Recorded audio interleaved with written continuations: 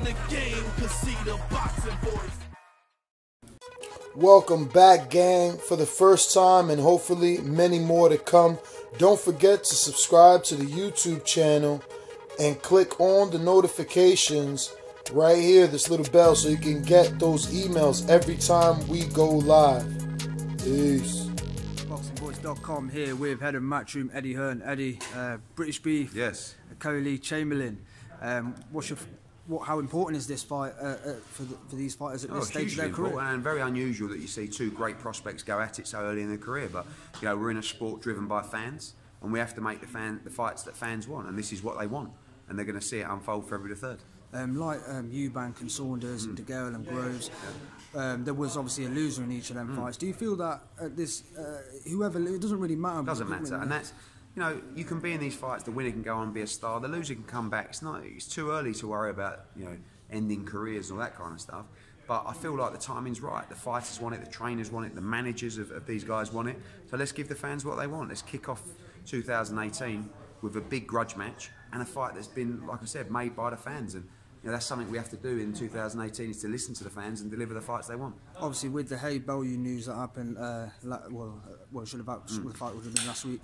You were in the York Hall, and I don't know if you wanted to end the year exactly in the York Hall, but how were you itching to get back at the O2? Yeah, we ended the year in probably one of my favourite nights. That was at York Hall. I think it was incredible.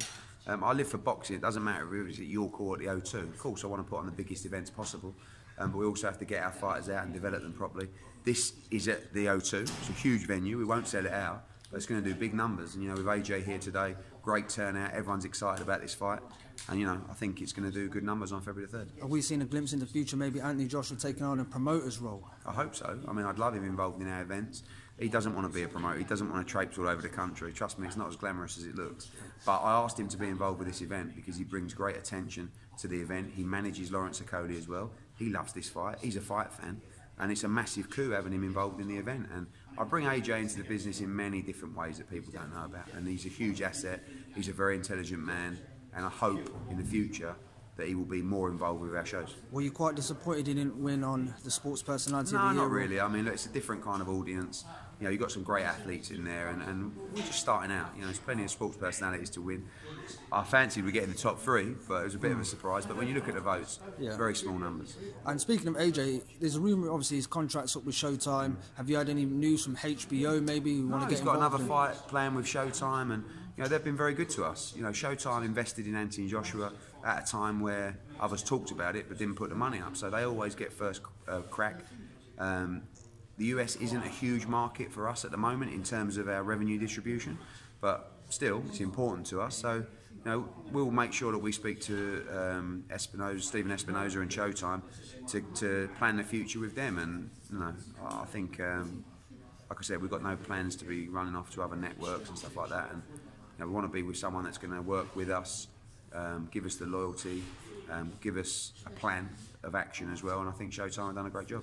Where are we with AJ's next opponent? I mean, we're hoping it's going to be Joseph Parker. Looks like end of March or April the 7th. We're not done yet. We're close. We want all the belts, so that's the perfect fight for us. He's a guy who, although I think he's got a great deal, has been realistic enough to get a deal done. And yeah, hopefully we can get it done for the spring. And like, I know last interview you said you don't want to mention the splits, but do you find it quite tedious now with, like, you know, with the kind of back and forth over small percentages? Is it you getting impatient a bit? We're giving up ground all the time to these guys because we want the belts. If not, we wouldn't. You know, but ultimately we're probably not ever going to get the deal that we want because AJ is the golden ticket and he's the fight that everybody wants because he's the biggest fight in boxing. So I understand where they're coming from, and he has a belt, Parker. So they're not going to sell out cheap. So, you know, like I said, they've got a great deal, but ultimately it's not really about the deal and the mechanics of the deal. It's about the fight. It's about the event, and that's what we're about, and that's what we hope to create.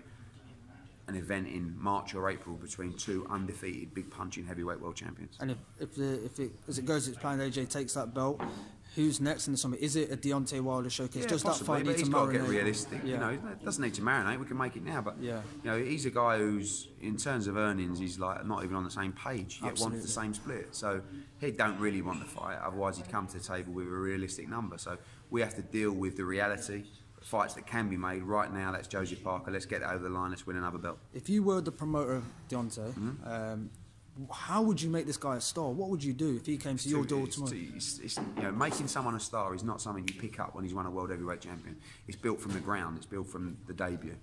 Okay, so there's still a lot that can be done for Deontay Wilder, but the opportunity to make him a US star and a global star has passed them by. They can still make up for lost ground, but not the way it should be. To build a star, you build him from the bottom to the top. Look at what we've done with Anthony Joshua. It's exactly that way. He's understood it. AJ Boxing, Freddie, those guys have built him perfectly with us to make him what he is today. He's an unbelievable athlete, great fighter, and he's a star. We know what we're doing. We know how to build stars, but that should have been done a long time ago. And just your thoughts on Billy Joe Saunders, obviously. Brilliant performance, really good. You know, he's put himself in a great position in the division right now. You know, I was disappointed to see that, I think it was like 25,000 people, average audience on BT. You know, like...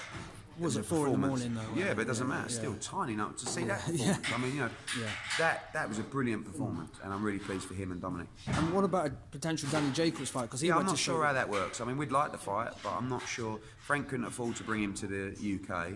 I'm not sure we can afford to bring Billy to the US. So it's a fight we'd like, but I'm not sure how the dynamics work right now. And just your final thoughts, right? Tyson Fury obviously shedding that weight off. Is he? Well, apparently, Okay. he is training. Look, that is the biggest fight out there, without doubt. But as a promoter's expert, wouldn't you like to marinate that maybe till the following year later? There's no point and just build it up or marinating it until we see him get back to the ring. He's still got, what, 7 stone to lose? Yeah. I mean, anything can happen. We have to deal with reality. The reality is what is available. Yes, Joseph Parker. Yes, Deontay Wilder. Fighters that are fit and ready to fight. Tyson's not. We hope he comes back as soon as possible. Whether he will or not, we don't know. But we can only even think about that fight once he's back in the ring. He don't want to fight Anthony Joshua now. He knows that. And he's publicly said that. So let's see him getting back, then we can start looking at the fight. But we have to... Anthony's very consistent. He's here. He's always fit. He's always ready to fight. So we have to deal with reality rather than fantasy. The sight in the game, 'cause see the boxing voice.